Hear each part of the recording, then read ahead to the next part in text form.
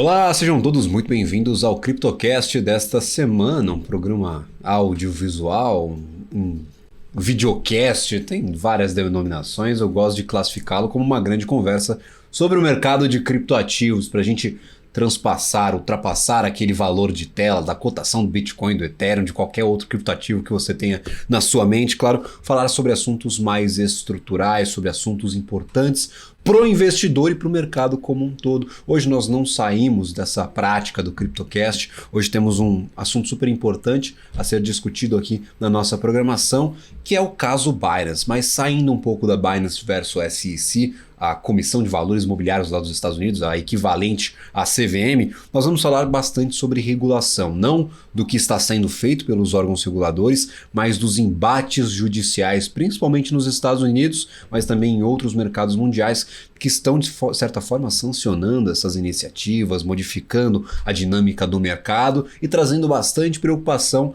para o investidor de criptoativos. A gente teve o Bitcoin que disparou no começo do ano, atingiu níveis a $30 mil, $31 mil, e agora que o mercado norte-americano está mais animado, tivemos manutenção de política monetária, manutenção dos juros lá no mercado norte-americano, aí pesou a questão regulatória. Então tá todo mundo com medo do que pode vir por aí e o que está acontecendo com esses players específicos.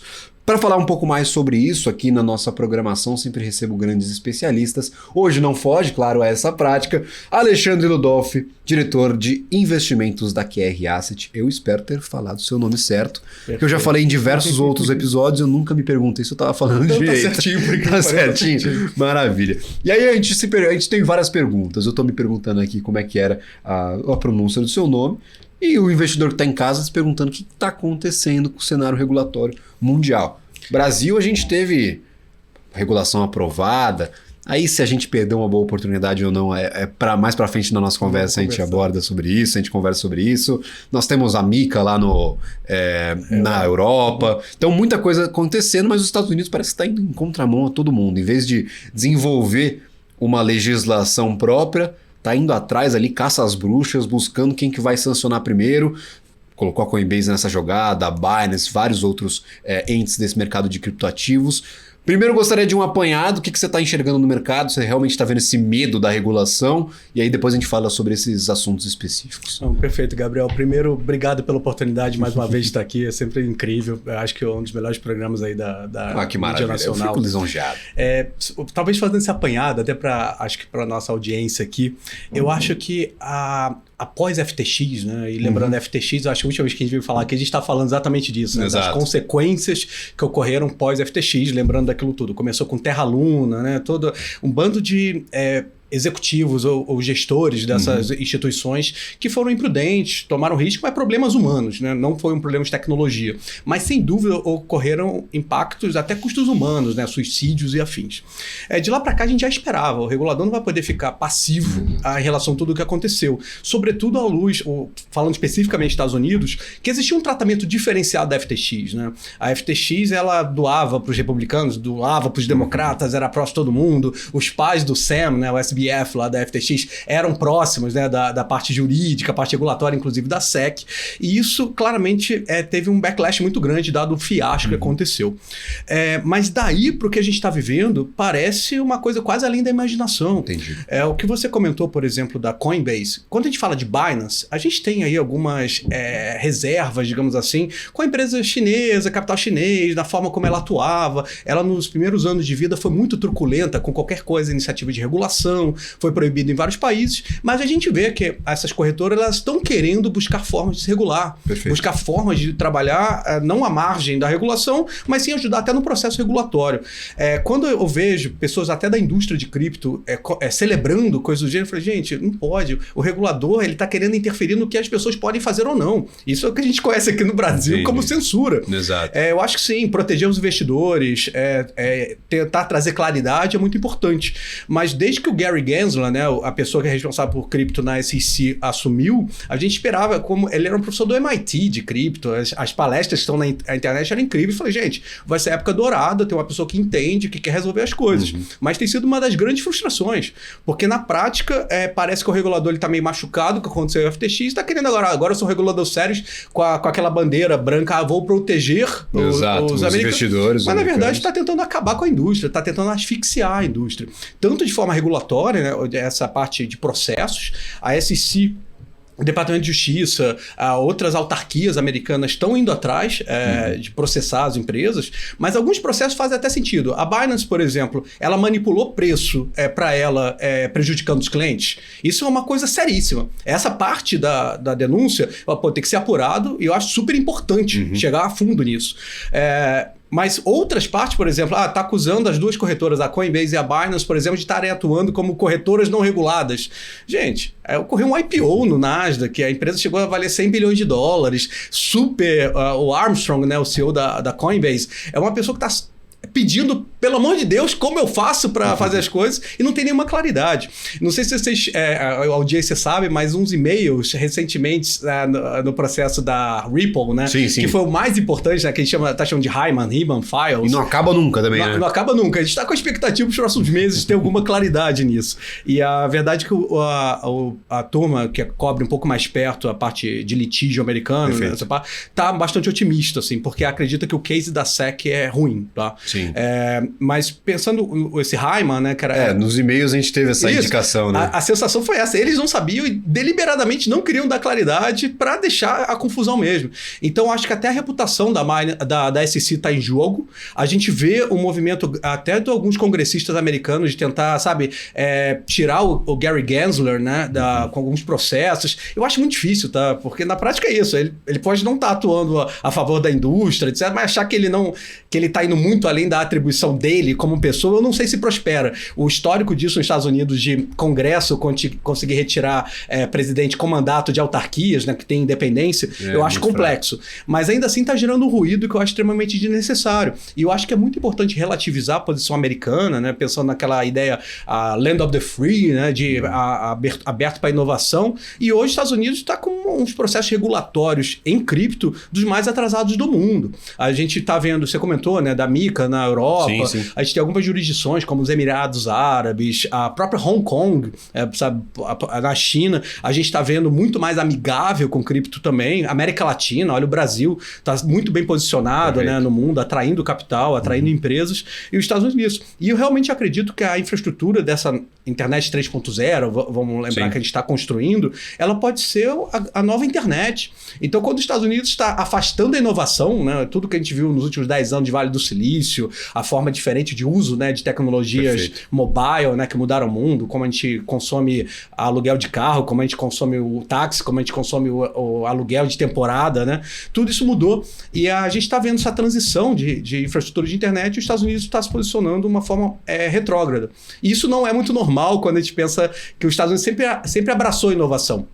Então eu acho que tá curioso nisso. Não sei exatamente qual o outcome, onde vai terminar. Você comentou aí, Ripple não acaba nunca. Mas eu acho que nos próximos 2-3 meses assim, a gente vai ter a resposta de Ripple. Isso pode ser uma jurisprudência muito importante. E, gente, lembrando, a Ripple gastou mais de $200 milhões já na defesa. Poxa, como assim? São startups, são empresas que a indústria existe há 10 anos e você está fazendo, por exemplo, empresas gastarem $200 milhões. Eu acho, sabe, temerário, assim. Gente, a tecnologia é boa, ela vai vir, ela já está vindo, sabe, eu gosto muito de usar o paralelo com a época quando existia um cavalo, né, pelos Estados Unidos, quando os carros começaram a chegar. Na época, né, o status quo, o establishment reclamava muito dos carros. Como assim? Ele corre mais do que os cavalos. Isso é coisa de bandido. A gente não, como a polícia não consegue perseguir os bandidos que roubam bancos com o carro tem que ser proibido. E parece que é isso, a ideia de que a arma que mata, né, não é a pessoa que puxa o gatilho. E isso está acontecendo em cripto, tá? Eu acho que o medo que está acontecendo, alguns executivos, algumas empresas estão com tanto medo do que pode acontecer, porque se todas as ofertas de cripto que ocorreram, naquela época dos ICOs, tudo foi oferta de valor mobiliário não registrado, isso é crime sério nos Estados Unidos. Sim. As pessoas podem ser presas. dependendo de como forem perseguir as pessoas. Então, é o que a gente está chamando de choke point, que foi muito análogo como foi a proibição na ideia das indústrias de gambling, né, de jogatina, de cigarro nos Estados Unidos. O que acontece existe uma pressão forte para você tirar acesso dessas empresas do que elas precisam para funcionar. E o que na época, por exemplo, da proibição, ou então a gente pensa assim, quando estavam indo atrás da indústria de jogos, de cigarro nos Estados Unidos, que tiraram acesso à publicidade, tiraram acesso a banco. Você e é muito parecido. Tem um analista que eu gosto muito chamado Nick Carter, que ele está chamando de Operation Choke Point 2.0, que é exatamente, está rolando uma asfixia, tanto na forma de pressão dos reguladores, com processo, etc., de certa forma coagido, né, as empresas que se relacionam com cripto a ficarem mais reticentes, e a gente vê questões até fortes. Por exemplo, o que aconteceu com a desbancarização das empresas de cripto está muito forte. E essa ideia de que os Estados Unidos está expulsando essa inovação dessa indústria. E, gente, Gabriel, vamos olhar, a cripto não existia. A gente criou uma indústria de $1 trilhão em uma década e sem ajuda de nenhum regulador. Exato. Porque existe a demanda. Querendo ou não, os produtos da Binance eles são desejados pelo mercado, pelos acionistas. Eu acho que o importante aqui é que uma tecnologia suficientemente melhor do que outras, ela vai prosperar. O regulador, o status quo, as pessoas são resistentes, elas podem frear um pouco essa adoção, desacelerar, mas não vão acabar. E quando a gente pensa que existe uma concorrência, né? As pessoas estão disputando essa inovação, onde vão ficar as empresas. Os Estados Unidos, na minha opinião, está dando um baita tiro no pé. Expulsando essas companhias do próprio território. Olha, né? Fala, não, vai para a China, vai para Taiwan, vai para algum paraíso fiscal, algum paraíso regulatório e não vem para os Estados Unidos. Eu penso muito nisso. E até a própria China, que estava com essa postura alguns anos atrás, está começando a reverter. Bloqueou o Bitcoin, inclusive, né? O Bitcoin já foi proibido, acho que mais de 15 vezes na China. E a brincadeira é essa. Por definição, algo que tem que ser proibido mais de uma vez não é proibível. Exato. Aí como eles não conseguiram proibir o Bitcoin, as corretoras usavam muito proxy, né, VPN, formas de acessar a cripto que eles não gostavam, eles foram atrás da mineração. E a China era muito forte em mineração de Bitcoin. O que aconteceu? A mineração toda saiu da China e foi para os Estados Unidos. Mas agora, será que o minerador de Bitcoin também, e até para audiência, né? Minerador de Bitcoin, a gente pensa em picareta. É o cara que coloca energia elétrica, ele coloca computadores ali. Potencial de processamento. Isso, capacidade de processamento e aquilo. Tem que renovar esse parque, né? Ele tem que ficar investindo, tem que fazer manutenção. E esse cara oferece segurança para a rede. Esse é o valor que ele gera para a sociedade. E com essa segurança, a gente tem confiança. Eu posso confiar em você através de uma matemática, através de uma rede suficientemente grande que ela não é fraudável. E isso é um bem público, algo que gera valor global, na minha opinião. E a mesma coisa, na minha opinião, que aconteceu com os mineradores que saíram da China e foram para os Estados Unidos com a proibição, não matou os mineradores. Os caras só pegaram um navio, botaram as máquinas e levaram para o outro lado. Exato. E na prática, melhorou a rede do Bitcoin. Porque é muito melhor estar com grande parte da mineração numa jurisdição mais sólida como os Estados Unidos. Mas eu penso que o que os Estados Unidos está fazendo hoje está indo muito na linha disso, de afastar a inovação para fora, assim como a China fez. Mas quando eu vejo a própria China revendo a posição, né, com Hong Kong sendo um pouco menos rígida, especificamente, virando uma praça importante para investimento em cripto, me espanta. Realmente é uma posição americana muito diferente do que a gente imaginava 2 anos atrás. A gente fala de popularização de Bitcoin, de criptoativos em geral. Não dá para nadar contra a maré por muito tempo, você acaba se cansando, você vai se afogar ou você vai ter que chegar em algum porto seguro. Então, nós temos a tendência do mercado internacional de abraçar esse tipo de tecnologia. Ela já vem sendo adotada em outros campos da economia real. A gente tem aqui, por exemplo, ativos reais, ativos alternativos que já usam a tecnologia de blockchain, de tokenização. A gente tem os próprios criptoativos, grandes empresas mundiais. Tem Mercado Livre, nós temos Nubank, que não é mundial, mas está aqui na América Latina muito forte, lançando projeto de criptoativo. Temos, por exemplo, a Tesla, que tinha bastante criptoativo na carteira. Então, muita gente abraçando esse tipo de tecnologia e você está perdendo a oportunidade de trazer a infraestrutura para dentro da sua economia e segregando essa infraestrutura para outros países. Isso não é exclusividade do criptoativo. Os Estados Unidos ele já aplicou sanções sobre tecnologia de 5G, ou seja, conectividade, internet, já está sancionado, Huawei, qualquer outra companhia. Que tinha uma tecnologia superior. Exato. Esse era o medo. Falou, ó, vai embora, não queremos você aqui. Já sancionou, a União Europeia está seguindo o mesmo caminho. Criptoativos já está sancionando muito forte, até as empresas que querem se enquadrar nas regras, como não tem regra, você acaba... Até as empresas americanas. Exato, não é um negócio... estão indo atrás da Binance, que é chinesa, alguma coisa aí da geopolítica. Não é.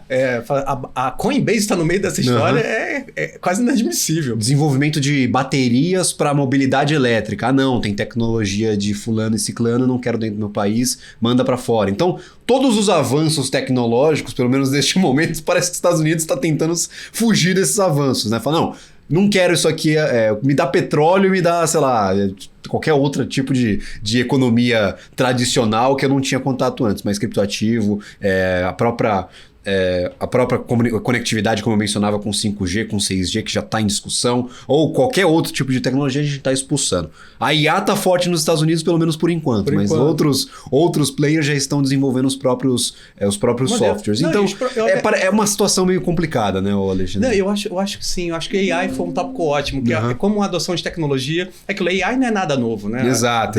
As primeiras coisas de redes neurais, de inteligência artificial, são no pós-guerra, antes de 1950. Exato. Já machine learning, tudo que isso veio para até chegar nesses LLMs que está chegando, é muitos anos e eu acho que nos últimos 2-3 décadas, quantas vezes a AI vai acabar com o mundo, a AI vai destruir os empregos. E é a mesma coisa quando saiu da máquina de escrever, do papel para a máquina de escrever, ou então quando tem uma transição, energia elétrica.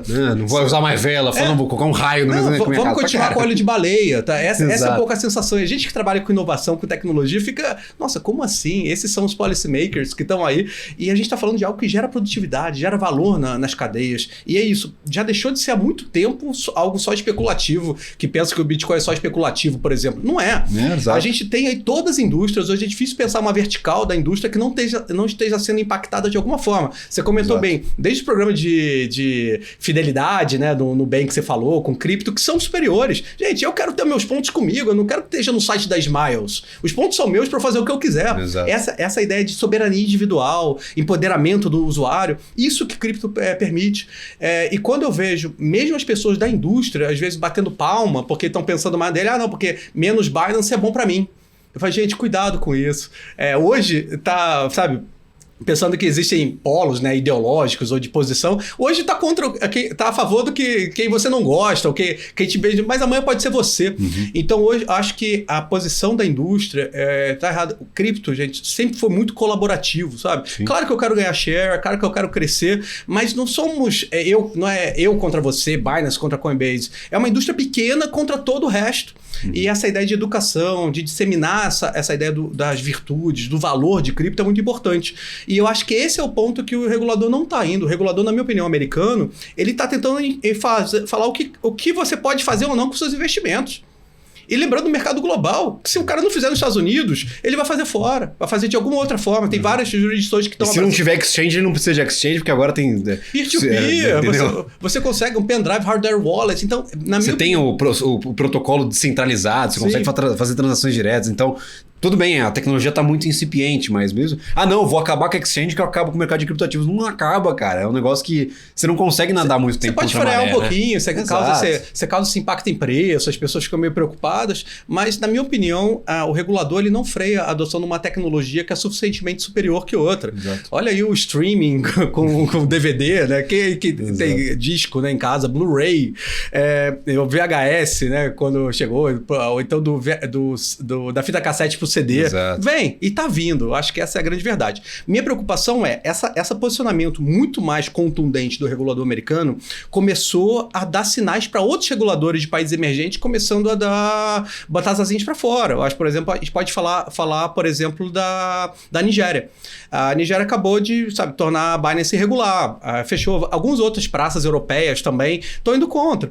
Mas eu recebi até uma foto recentemente, por exemplo, no final do ano passado, com o aeroporto de Lagos produtos completamente adesivado com a Binance. Entende? Então, às vezes, eles querem a troca do dinheiro da Binance, é uma forma de fazer um ajuste fiscal, mas para mim é muito errado, mesmo não morrendo de amores pela Binance, tá? Porque realmente eu acho que talvez tenha perpetuado algumas coisas estranhas no início, estava lá no início, era uma empresa chinesa, eu assim, entendo a opinião pública, mas isso não afeta só a Binance, afeta todo mundo. Exato. Então, eu realmente acredito que é necessário ser um pouco mais... cuidadoso com esse tipo de posição, até de gente da própria indústria. Porque realmente ficar batendo palma pro que está acontecendo, porque pode ser bom para as DEXs, né? As corretoras centralizadas, pode, gente. Mas vão funcionar como? Mas daqui a pouco vão contra vocês também. Exato. Foi ideia. Mas eu acho muito errado, e até todo o histórico americano, né, de liberdade, a ideia de que o regulador está tentando interferir no que as pessoas podem ou não fazer. Maravilha. Numa indústria que claramente existe demanda. Existe demanda por esses produtos. Exato. E, por exemplo, vamos aos poucos nos pontos principais desse processo e a gente consegue comentar cada um deles. O senhor mencionava já negociação irregular de ativos mobiliários. Primeiro que a gente nem sabe o que é ativo mobiliário em criptoativo, porque não foi definido. Então, se não há regra, tudo é permitido, não é verdade? Então, se o regulador está atrasado, ninguém conseguiu fazer essa definição, a gente ainda tem o processo da Ripple rolando, a gente não faz ideia do que é ativo mobiliário ou não. Essa discussão vai ser estendida para o Brasil, porque não sei por que a gente vai ter uma regulação conjunta, CVM ativo mobiliário, Banco Central, commodities digital. Eu não faço ideia. Eu tenho um programa de criptoativos e eu não sei fazer essa distinção. Então já é muito diferente. Se você não sabe, quem é que vai ser um usuário comum? É muito difícil. Então, regulador apontando a irregularidade na oferta de ativos mobiliários irregularmente.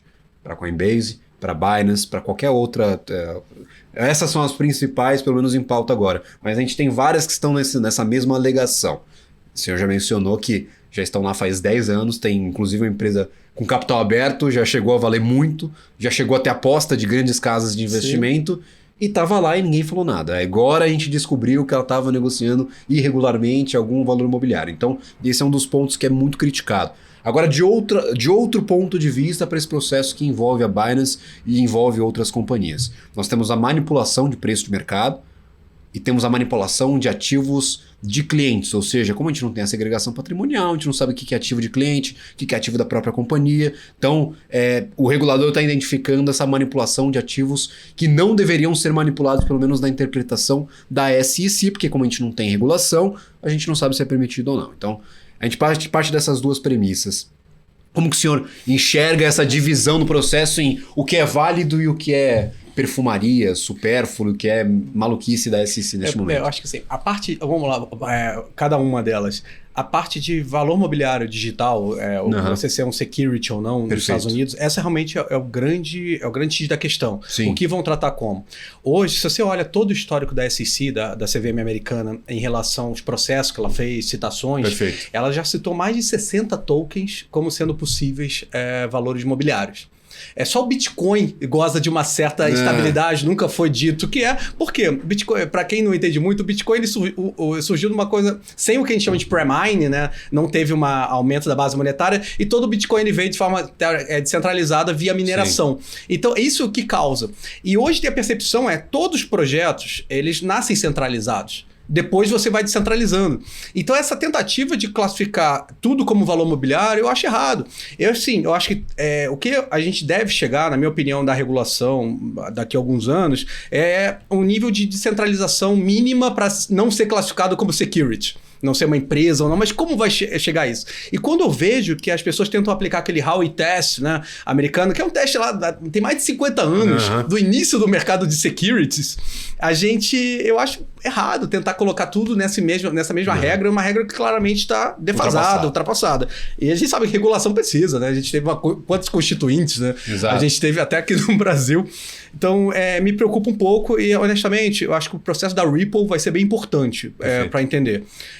Acompanho isso de perto, né? Até porque, por exemplo, a gente tem o hábito na QR de não investir em ativos que tenham alto risco de serem classificados como valores mobiliários. Então, quando a SEC começa a listar textualmente, né, o nome desses tokens, fala, opa, você tira da jogada. Não tem por que eu ficar tomando, eu tô aqui para defender o patrimônio dos meus clientes, para preservação de capital. Então, mesmo lá fora, essas questões, às vezes eu tô deixando de investir em projetos que eu gostaria de estar investindo, que eu acho que vão ser bom para os investidores, porque a SEC está ali podendo apitar. E eu não sei exatamente o que acontece se virar A gente não sabe até que ponto eles vão atrás dos executivos das pessoas. E o outro lado muito ruim é isso. Você está começando a afetar as pessoas, os desenvolvedores.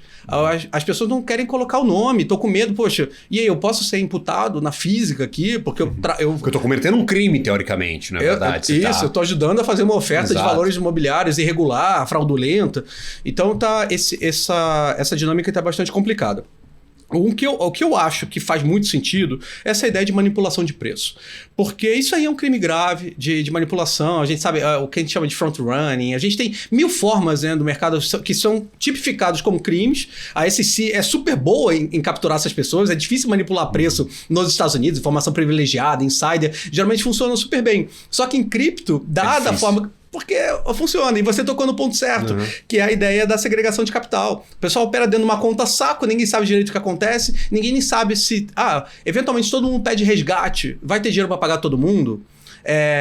Vai usar Proof of Reserves. Tem algumas metodologias novas, estão chegando, gente, não é suficiente. Bota regulação. Então, quando eu penso em custódia, por exemplo, Binance é uma fonte de liquidez super legal. Eu adoraria, talvez, operar com eles, e às vezes até a conveniência de deixar meu dinheiro custodiado com eles, o dinheiro dos investidores custodiado com eles. Só como eu não tenho essa tranquilidade, eu vou operar com custódia segregada, custódia institucional, onde eu sei que o meu dinheiro é meu. Sim. E que mesmo num caso de litígio, de falência, por exemplo, do custodiante, seria uma coisa que a Mellon quebrou no Brasil. Gente, o dinheiro dos cotistas, dos fundos, não está sobre risco, as LFTs das pessoas. A gente sabe que vai ter um interventor, esse interventor vai falar, não, Mellon, você não é mais agora quem assumiu aí foi, sei lá, foi o Itaú, assumiu a custódia da Mellon. E a vida segue, os fundos seguem, a vida funciona. No caso, o regulador americano hoje, ele permite que isso ocorra, de certa forma, que é uma empresa não regulada, não tem essas obrigações, que é verdade até lembrar, né? Toda essa parte de segregação de capital, patrimônio, de cliente, proprietário, isso vem depois da crise de 29. Exato. Porque um dos problemas que aconteceu lá foi essa ideia de contágio, de contaminação de dinheiro de cliente e dinheiro proprietário. Erros proprietários afetam o cliente, causaram problemas nos clientes. Essa legislação lá fora ela ficou conhecida como Glass-Steagall. E, são 70 anos, basicamente, e a gente está cometendo os mesmos problemas hoje. Então, é um pouco frustrante. Eu não sei, mas a questão de manipulação de preço eu acho grave, eu acho que tem que ir até as últimas consequências, porque isso aí é expropriar dinheiro do cliente, em cima. Isso é roubo muito claro, muito evidente, não tem o que questionar. Mas o outro lado do regulador falar do que pode e que não pode, o que eu posso investir, o que eu quero investir, ele não tem esse poder, na minha opinião, nem deveria ter. E nessa indústria descentralizada, definitivamente, ele não vai ter. Quem quiser investir vai arrumar meios para fazer isso de forma não regulada, de forma peer-to-peer, assim como, sabe, ocorre pirataria de filme. É difícil ir atrás. E eu penso que o trabalho do regulador é isso, é trazer o negócio dessa zona cinzenta, você traz para a luz, né, traz para dar claridade para o setor, define as regras. E aquilo, o cripto não precisa nem ter regra como se fosse das fintechs brasileiras, que tem alguns diferenciais, né? Uma fintech opera com muito menos requisito regulatório do que um banco. Exato. Isso permitiu que as fintechs se desenvolvessem, gerassem produtos bons, gerassem valor para a sociedade. Aí ele fala, o regulador brasileiro faz o seguinte, isso aqui é uma fintech, está autorizada pela CVM, você pode ir até aqui, daqui para frente isso é banco. Isso, se você quiser ir além... Você faz um processo de credenciamento, a gente vai aprovar o seu cadastro como banco ou não, e aí você consegue oferecer outro tipo de serviço, mas aí você tem uma escadinha, você tem ali aquelas empresas que são menores. Você escolhe onde você quer estar e as regras são claras. Exato, as regras são claras. Que precisa para cripto. E eu acho que, de novo, não sou cliente, sabe, dessas corretoras, a própria Coinbase, a própria Binance, mas eu acho que é muito errado, porque essas empresas buscaram essa claridade, não foi dada. A gente vê e-mails, né, que foram esse do Riemann na parte da Ripple, mostrando que isso foi deliberado. Tá? Então, na minha opinião, se a SEC conseguir ganhar todos esses, vai ser uma injustiça muito grande com a nossa indústria. Com a nossa indústria, lembrando, como é uma indústria internacional, como você investidor também que está aqui no mercado brasileiro, se é cliente, se não é cliente, vai ser afetado de qualquer jeito. A gente já está vendo esse efeito nos preços. Não, mas eu sou cliente de outra corretora. Binance eu quero que se dane. Cara, tá afetando o mercado. Afeta porque todo mundo. Acaba com a credibilidade, você tem falta de previsibilidade, o institucional já começa a olhar com um olhar um pouco mais torto. E aí a gente começa a ter discussões que não deveríamos ter em um mercado que tem um pouco mais de clareza e de transparência com o seu arcabouço regulatório. Aqui no Brasil a gente está tentando encaminhar para isso. A gente aprovou uma regulação bem churumela no último ano, não teve absolutamente nada. A gente reconheceu que criptoativo existe e a gente falou, ó, Banco Central vai regular, a CVM também vai regular, e aí a partir daí a gente não vai ter absolutamente... beleza. E se você se você usar blockchain para fazer fraude, isso é um agravante. Exato. Foi isso que a gente decidiu. É um caminho, mas não é aquele caminho que a gente... Na direção correta, mas podia ser uns passos mais largos. Podia ser melhor. A gente vai para um rápido intervalo, na volta a gente fala um pouco sobre essa regulação brasileira, inclusive Jerome Powell. O que tem a ver o presidente do Federal Reserve com o nosso mercado de criptoativos? Ele, inclusive, hoje, na data da gravação desse episódio, deu uma declaração sobre stablecoins. Daqui a pouco a gente fala um pouco sobre isso na volta do episódio aqui no nosso CryptoCast.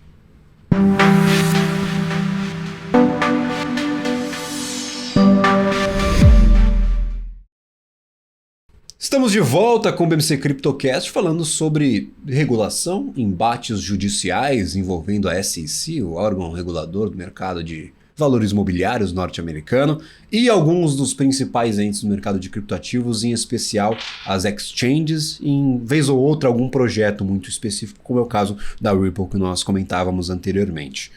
Nós temos neste momento um vácuo regulatório, não tem nenhuma grande regulação aprovada nos Estados Unidos. Não. A gente tem na Europa MiCA, no Brasil a gente tem um projeto, alguma coisa vai sair daí, mas a gente não tem na letra da lei o mercado de criptoativos regulado de forma integral. E nós temos alguns posicionamentos que às vezes podem auxiliar, ajudar na transparência, ajudar na previsibilidade do nosso mercado e às vezes atrapalhar. Inclusive hoje, gravação do nosso CryptoCast, dia de tomada de decisão de política monetária no Brasil e em especial uma participação de Jerome Powell, que é o chairman, que é o presidente do Federal Reserve, que é o Banco Central norte-americano. Ele é independente, então tem ali a sua função, o seu funcionamento meio que apartado do Executivo Nacional. Jerome Powell disse hoje pela manhã, inclusive isso chamou a minha atenção durante o nosso programa ao vivo, ele falou o seguinte, falou que o Banco Central, o Federal Reserve, ele enxerga stablecoins, as moedas estáveis, como um meio de pagamento, e em qualquer grande economia do planeta, o meio de pagamento ele depende da credibilidade do Banco Central. Então, por conta disso, o Banco Central, a partir de agora, trabalhará para uma regulação forte e abrangente para stablecoins. Como que é recebida esse posicionamento? Stablecoins eu acho que é o que é mais tradicional do mercado de cripto, né? O que é mais próximo da economia tradicional e que, de certa forma, serve como ponte do dinheiro aqui fiduciário para as moedas digitais, os ativos digitais. Como que você enxerga esse posicionamento do órgão máximo financeiro dos Estados Unidos se colocando a favor aí de uma forte regulação sobre stablecoins? Gabriel, eu acho que isso aí é uma consequência do que a gente falou lá no início, Terra Luna, tudo que aconteceu. O problema é esse, os executivos de cripto, eles se mostraram imprudentes. E o que está acontecendo agora? Olha, vamos tirar essas crianças da sala, os adultos chegaram, e os adultos, na opinião do Fed, talvez do Powell, refletindo, vão dar para os bancos fazerem... eles sabem que para a cripto crescer e prosperar, e vai prosperar, precisa de stablecoins. A ideia de gerar agilidade e eficiência no mercado de cripto. Mas eu tenho a percepção que vão atrás, sim, dos provedores atuais de stablecoins para tentar fazer uma reserva de mercado e deixar para os bancos. Eu entendo que pode ser isso. E quando a gente olha até um pouco o histórico, né, do dólar americano, o dólar não começou o dólar que a gente conhece hoje, eram várias moedas regionais, eram papéis bancários dos próprios bancos regionais, e até se chegar nesse momento de consolidação foi muito longo. Então, assim, tinha títulos ao portador, quem tinha papel tinha grana. Então eu realmente acredito que essa forma que eles estão tratando as stablecoins é bem complexa. Um lado, eu entendo. A stablecoin é estável de verdade? Só tem dólar ali? Eu acho que era muito mais fácil tentar puxar a legislação que obrigasse a dar transparência. A stablecoin ela só vai poder ter título público para ser considerada uma stablecoin, alguma regulação, para deixar quem quiser fazer uma stablecoin de dólar boa mesmo, perfeita, é legal. Por exemplo, o Tether, até hoje eu não sei o que tem ali dentro direito, não sei se tem um título de crédito, especulação que financiava desenvolvimento imobiliário chinês e outras coisas. Eu não quero ter meu dinheiro nisso. Mas uma outra coisa muito curiosa, essa ideia da stablecoin num mundo que os juros não é mais zero. Você investir numa stablecoin, quando os juros era 2% aqui no Brasil, você não ganha 2% ao ano, tudo bem, tá ganhando eficiência, eu estaria para converter para cripto, voltar, eu pagaria muito mais, faz sentido. Mas com CDI a 14... 13 pouco, talvez não faz tanto sentido. Eu não entendo muito a ideia das stablecoins nesse sentido, porque você acaba que você é sócio, se dá problema, né? Você perde tudo, Exato. Mas o provedor da stablecoin não dá nada, você não ganha o CDI, nenhuma fração desse carrego, desse float que a gente chama. Então tem algumas questões aí que eu acho errado. É muito rentável para alguns provedores de stablecoins ficar carregando treasury, comprar fundo, comprar crédito, essas coisas, tomar risco pelo cliente. Exato. E não ser imputado caso dê algum problema. Se o cara faz a gestão de crédito errada, eu como um fundo aqui CVM, eu vou preso. Eu vou preso na física. Lá fora não tem isso. Então, realmente, eu acredito que existe necessidade de alguma regulação, mas a sensação que eu tenho tido, muito à luz de tudo que a gente está conversando aqui, é que querem, vamos botar os adultos na sala aqui agora e vamos deixar a galera, se a galera de cripto não sabe fazer, quem vai fazer sou eu. E eu acho até curioso, né?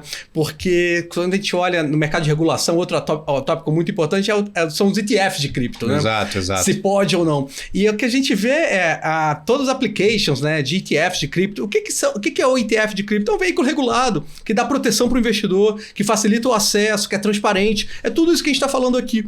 A gente tem um veículo super grande lá nos Estados Unidos, foi o primeiro deles da Grayscale, chamado GBTC. Hoje é um dos maiores investidores individuais de Bitcoin. Só que na época ele precisou ser constituído como um trust. Um trust negociado em bolsa que tem 1000 outros problemas. Mas dentre eles você não tem a possibilidade de resgate. Esse que é o importante. Você não consegue ter seu dinheiro de volta, você tem que vender no mercado secundário. Isso é um problema. E o GBTC chegou a negociar com 50% de deságio. Isso é, o valor que estava negociando no mercado secundário era metade do valor dos bitcoins em carteira. Porque como você não tem forma de saída, se você quiser sair, eu cobro um pedágio aqui para você.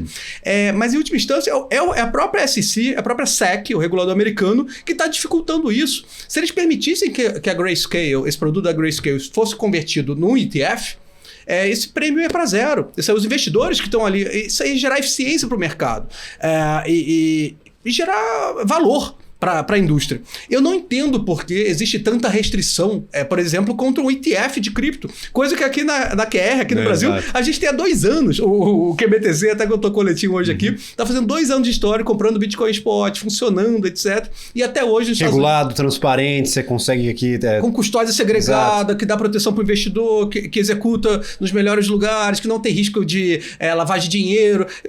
É só vantagem do ponto de vista regulatório, de proteção dos investidores.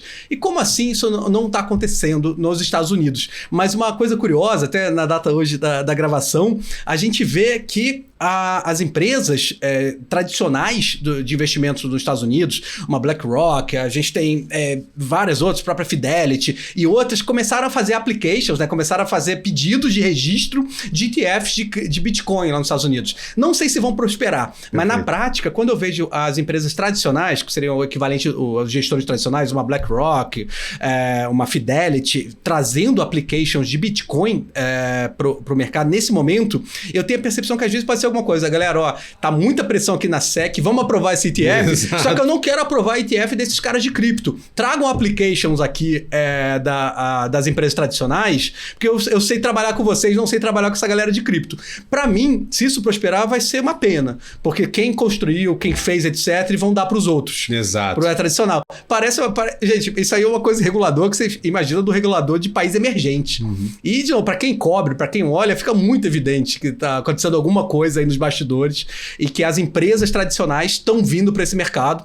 Para mim é ótimo, porque mostra realmente uma adoção institucional. E uma BlackRock, por exemplo, ela já fez mais de 570 applications de ETFs, ela já lançou mais de 570 applications, e ela só teve um na história que foi rejeitado pela SEC. Uhum. Então ela sabe lidar com o regulador. Exato. E se ela tá vindo nesse momento, etc., para que ela vai dar a cara a tapa para ser ruim? E é muito legal quando você olha o histórico. Há 3 anos atrás, o Larry Fink lá da BlackRock falava que cripto era uma bolha, etc. Verdade. Aí ano passado perdeu um dinheirão na FTX.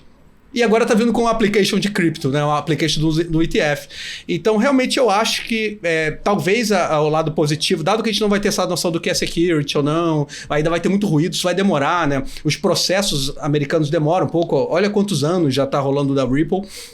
Mas talvez positivo tenha isso. A gente tem, assim, a possibilidade de aprovação de um ETF de spot, Bitcoin Spot, nos Estados Unidos, talvez ainda esse ano. Entendi. Eu acho que isso seria positivo. E quando eu olho o movimento de preços, esse desconto do GBTC para o preço do Bitcoin, ele já chegou a menos de 50%, agora ele estava ali em menos de 33%. Então a gente já fechou um pouco. E na minha opinião, esse talvez seja o melhor termômetro do mercado do aspecto regulatório para cripto. Entendi. Se esse prêmio voltar a aumentar, aí perder alguma coisa. Eu acho né? que é o proverbial canário da mina, pra gente dar uma olhada nesse Maravilha. ambiente. Inclusive, hoje, trazendo... Eu vou quebrar uma prática minha, que é não dar as cotações em tempo real, mas já que você mencionava, nesta semana nós temos...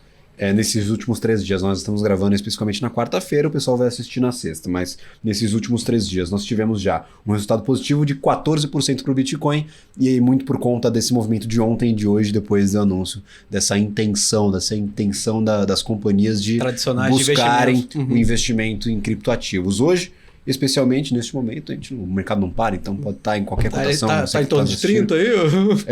Hoje está em $30 mil, acabou de cravar 6,19% de alta. Daqui a pouco vai mudar, mas estamos de volta aos $30 mil que havíamos perdido e não tínhamos recuperado desde o meio de abril, olha só. Desde o meio de abril a gente voltou um pouco com bom humor aí. Na minha opinião, o mercado está sendo capaz de digerir todo esse noticiário negativo de cripto e essa notícia do mercado tradicional está entrando em cripto, até empresas que eram muito críticas, para mim isso é um evento bastante importante. Exato. Claro, precisa passar mais água debaixo da ponte, ver efetivamente o que vai acontecer, se as applications, por exemplo, de uma Fidelity, de uma BlackRock vão prosperar ou não, mas, na minha opinião, essa galera toda vindo, o Wisdom Tree e tantos outros estão vindo juntos, eles estão vendo alguma coisa que a gente não está vendo. E, na minha opinião, às vezes é algum jogo de carta marcada com os reguladores. Vai ser justo dar esse mercado de cripto regulado para os players tradicionais, uma BlackRock, uma Fidelity? Eu acho que não. Vai ser muito errado com uma Grayscale, com uma DCG.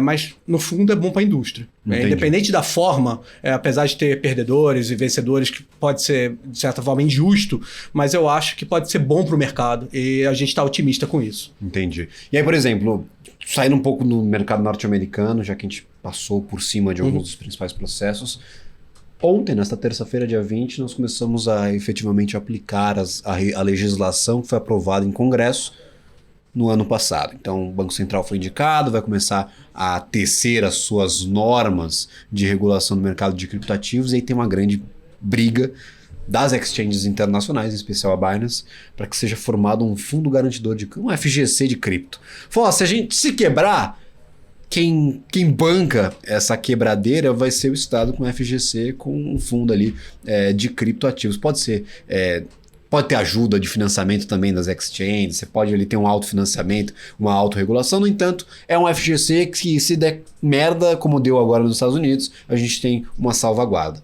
O Banco Central quer a segregação patrimonial.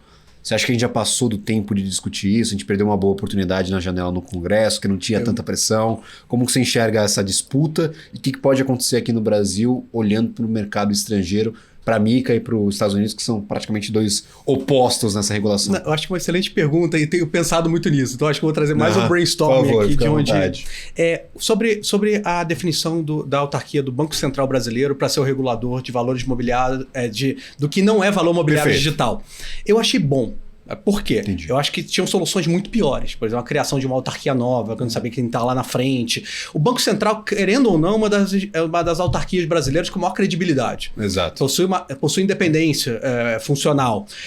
E eu realmente acredito que tem hoje uma composição lá do Banco Central que é muito amigável a crypto-friendly. Real digital, a gente vê todas as iniciativas sandbox, tokenização, a gente vê tantas iniciativas, e o próprio Roberto Campos do Banco Central já falou por aí que minerava Bitcoin. Então, o legado dele quer ser o real digital. Fala, 2024 eu vou embora, eu quero entregar alguma coisa. E o criptoativo ali, não criptoativo, mas... eu acho fantástico. E mesmo o modelo do CBDC brasileiro, da moeda digital do Banco Central do Brasil, eu acho superior a muito, que a ideia é muito mais do interbancário. Gente, o Pix funciona. Exato. Por que eu vou ter que ficar transacionando, a galera roubando wallet, não sei o que? Já tá dando tanto problema de fraude em Pix. Exato. Fica aí. Mas a ideia é que vai ser uma nova infraestrutura de mercado financeiro, vai permitir novos produtos financeiros, agilidade, eficiência. Eu acho que isso é muito louvável. Então, hoje, na minha opinião, colocar cripto no guarda-chuva do BC é bom. A dúvida é o que acontece quando mudar a gestão.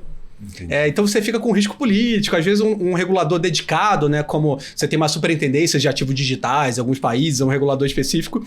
Mas por hora eu acho assim, pensando no Brasil, sendo pragmático, eu acho que podia ser pior. Então vamos seguir, acho que do que vai acontecer. Sobre a sua outra parte da pergunta. Na parte da ideia de criação do FGC. Gente, eu acho errado. Vamos falar do FGC tradicional aqui. É um produto que não tem transparência, que a gente não sabe o tamanho, a gente não sabe exatamente quanto ele conseguiria, a capacidade financeira dele para um problema sistêmico maior conseguir segurar a indústria. Então, se no FGC já é um modelo que muita gente... então eu não saio dando crédito a 100% do CDI, porque no fundo eu não sei se essa minha segurança vai funcionar. Se tiver certeza que o FGC garante tudo, os prêmios de crédito eram muito menores. Exato. E eu acho que a ideia de cripto ainda é pior, porque é um ativo mais volátil, um ativo menos regulado, não existe um arcabouço regulatório claro, e a gente está pensando em fazer Basileia. Se eu sou uma exchange, gente, se eu sou uma corretora, eu quero isso, eu quero poder alavancar com o dinheiro de cliente, eu quero ter que os clientes tenham uma regra de resgate, porque o dinheiro na prática não é dele, a gente sabe. Tem mais 30 falando cacete. É isso, mas o que acontece muito é isso, a gente sabe que as corretoras hoje, e banco também, se todo mundo resgata 100% dos recursos, o banco não tem, é até liberado regularmente por regras de Basileia. Em cripto, é tudo digital, não depende da fila no banco lá. Antigamente, até a análise de corridas bancárias, ela está mudando hoje em dia, porque antigamente existia uma vazão máxima de dinheiro que podia sair das instituições financeiras, que era dada pela quantidade de caixa e a fila na porta. E a gente vê até na China, coisa que acontecia quando começava a ter corrida bancária, da China ir lá e vetar o passaporte sanitário das pessoas, não poder voar, as pessoas não poderem ir no banco pedir para evitar a corrida bancária. Desliga o metrô, rapaziada. Era nessa linha que acontecia na China. E em cripto é o contrário. Às vezes o negócio pode ser amplificado, até por um efeito de manada, as pessoas com medo do noticiário, e pode sair tudo em horas. Então a ideia é que vai ter um fundo garantidor, eu acho que é muito prematuro. Não estou achando que a gente não vai para esse lado, mas antes de ocorrer isso, a gente vai precisar de regulação mais séria. Eu acho muito importante essa ideia da segregação de capital. Eu acho isso desejável, condição que a gente chama de sine qua non. Não dá para ir sem isso, porque eu acho que é muito ruim para o cliente. O cliente não é sócio da corretora, porque ele está financiando a corretora sem saber. E essa ideia de que o investidor deveria estar ciente de que ele está fazendo esse tipo de coisa era necessária. Eu entendo o lado das corretoras de não quererem isso. Eu também estaria defendendo o meu, talvez na situação contrária.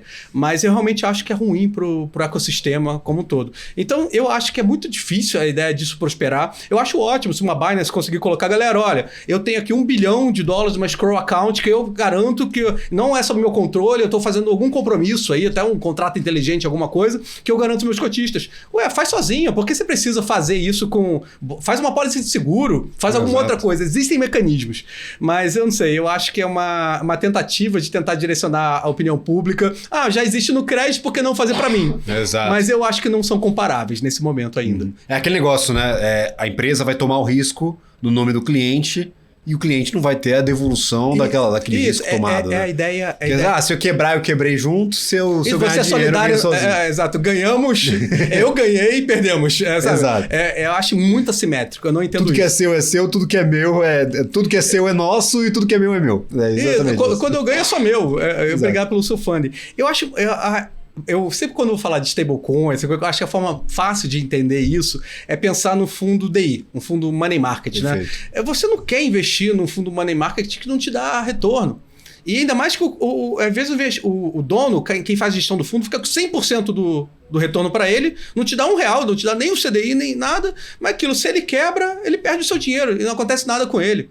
Eu acho isso muito arreado, muito assimétrico. Aqui no Brasil, ninguém investe em um fundo que rende zero. Exato. Porque se investe em stablecoin, gera eficiência por segundos, etc. Tudo bem, talvez faça sentido.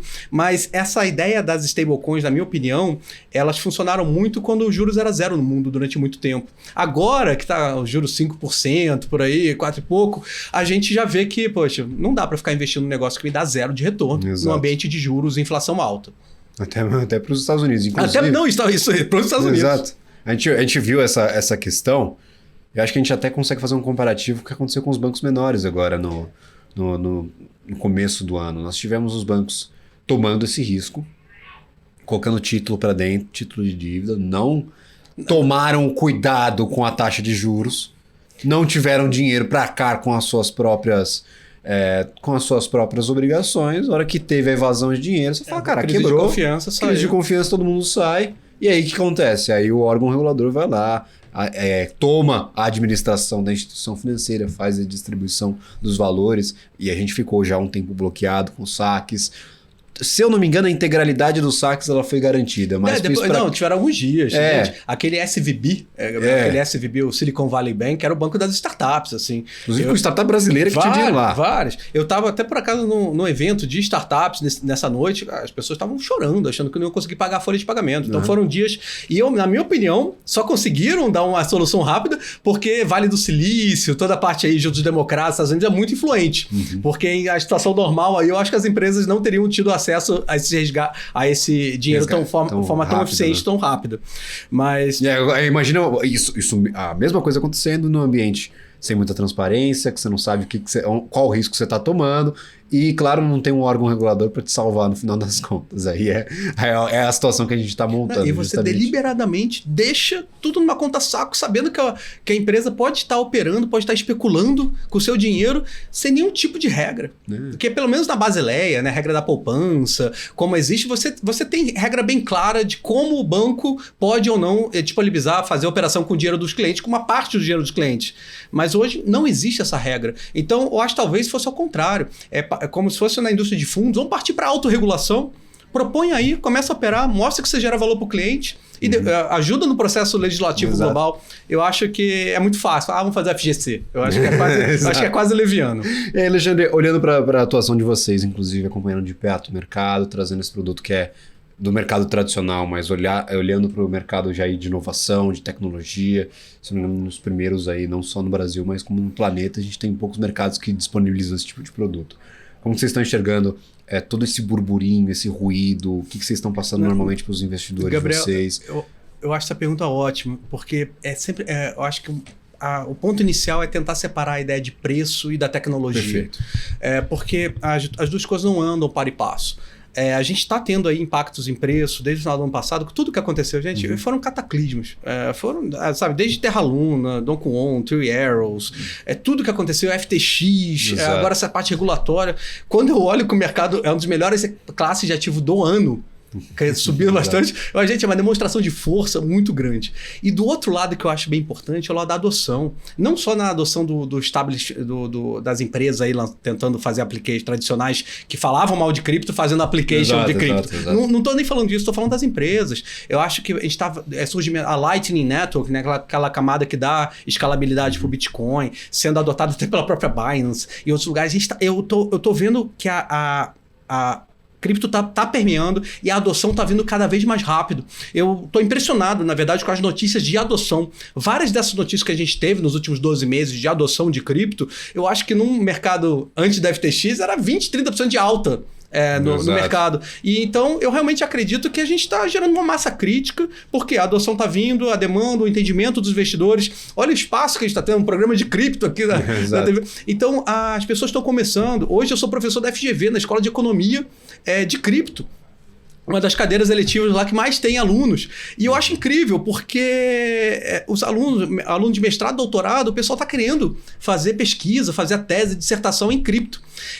Então, eu realmente estou achando que é uma grande oportunidade de estar perto desse mercado, de começar, você está fora, começa a investir, começa a pensar. Cripto não é um negócio para ser super grande, é uma classe de ativo volátil, mas tem aquele 5% ali, que eu brinco, para quem não conhece, pensa aí, você já tem bolsa, você já tem outras coisas, por que não olhar para cripto? É um botão de eject, quase o sistema financeiro tradicional. Você não está nem aí qual é o endividamento americano, você não está aí a crise geopolítica entre Rússia e Ucrânia, se vai ter bomba nuclear ou não, se vai ter problema de grãos aí que a Rússia vai de novo fechar. Tem tanta coisa que eu acho que a cripto é muito menos correlacionada, que eu acho que faz muito mais sentido ter um pouco de cripto do que não ter cripto. E eu acho que essa tese, a gente está começando, permeando muito os investidores de maior renda. Aquelas family office, os investidores de maior poder aquisitivo, que eles não estão tão preocupados com o CDI. Esses caras querem manter o poder, o patrimônio da família por várias gerações. E quando eu vejo que essas teses, esse tipo de investidor super de alto nível, né, que investe no mundo, tá olhando para cripto com essa ideia de diversificação de portfólio, para mim a minha missão difundir essa informação e dar acesso ao investidor de varejo brasileiro a esse tipo de mercado, esse tipo de indústria, com os melhores padrões de segurança, né? Guardando, fazendo a custódia das criptos, executando direito, em boas jurisdições, sabe, com uma governança interna de chave privada sólida. Então, poxa, 2 anos aí desse ETF, do QBTC11, e o QBTC11, você falou, foi o segundo ETF de Bitcoin Spot do mundo. Foi por menos de 10 dias, a gente não conseguiu ser o primeiro, que o Canadá saiu na frente. Okay. Mas para mim, quando falam de cripto aqui no Brasil, eu parabenizo muito o arcabouço regulatório brasileiro, os reguladores brasileiros que permitem produtos financeiros em cripto hoje, regulados que não são possíveis nos Estados Unidos. Gente, tem gestoras, por exemplo, da Alemanha, que estão lançando fundos aqui no Brasil de cripto para vender na Alemanha.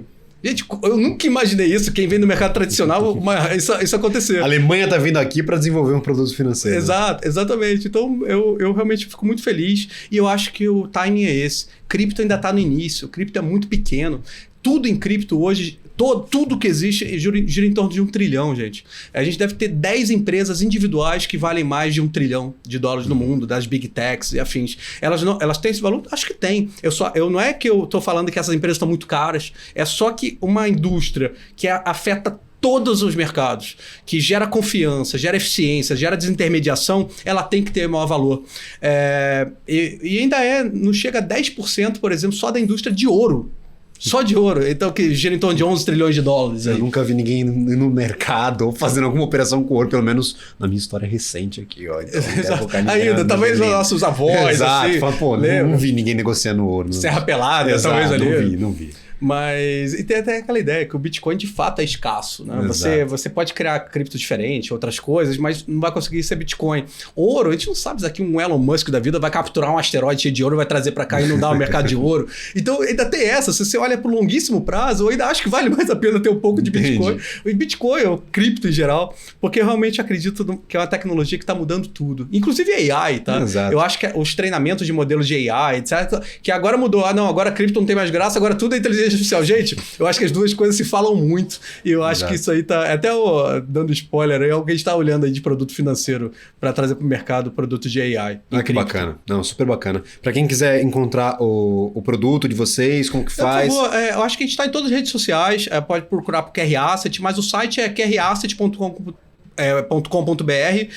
Poxa, gente, tem muita coisa legal, nosso canal de comunicação, tiverem dúvidas, perguntem. A gente está aqui para educar, eu acho que é a nossa grande função, esse espaço que você está dando para a gente aqui, Gabriel, é muito importante. E eu realmente acredito que hoje aqui no Brasil os nossos produtos são motivos de grande orgulho. E até engraçado, quando a gente vai, sabe, com uma gestora pequena, brasileira, quase aquele underdog, né? Você chega assim olhando para baixo nesses eventos gringos, quando você vai aos Estados Unidos e outras praças, e as empresas conhecem a gente. Porque sabem que a gente fez coisa que eles não conseguiram fazer ainda, querem entender por quê, querem entender como vocês têm 100 mil investidores, muito de varejo. Que cripto, ETF de cripto no Brasil virou um fenômeno de varejo. E ETF no mundo inteiro é um negócio institucional. Exato. Então, realmente, todo mundo quer tentar copiar o que a gente fez aqui. Maravilha. Alexandre Ludolfi, muito obrigado pela participação no dia de hoje. Sempre um prazer conversar com você, com toda a equipe daqui, o Arasset, QR Asset, a gente pode chamar do que for, o produto está sempre por lá e, claro, recebendo novos investidores. Espero que todo mundo que esteja nos acompanhando tenha gostado dessa conversa, tirado informações importantes aqui do nosso papo e, claro, conhecido um pouco mais sobre a sua equipe, sobre você. Muito obrigado mesmo. Não, obrigado. Eu acho que o comentário é isso. A regulação, às vezes, não é um assunto mais legal, mais sexy, assim, mas é importante, está impactando. Eu acho muito legal você dar esse espaço aí para a sua audiência e obrigado novamente por me convidar. Maravilha. Para você que nos assiste ou nos escuta, estamos em todas as plataformas de distribuição de áudios, agregadores de podcast. É um nome chique, mas estamos por lá. O conteúdo da BBC News é distribuído no nosso YouTube, no Profit da Nelogic, agora na TV fechada. Então estamos em várias plataformas, sempre com o objetivo de levar informação que gera valor para você, investidor que está do outro lado nos escutando. Então muito obrigado pela participação neste programa. Voltamos na semana que vem com mais CryptoCast. Tchau, tchau.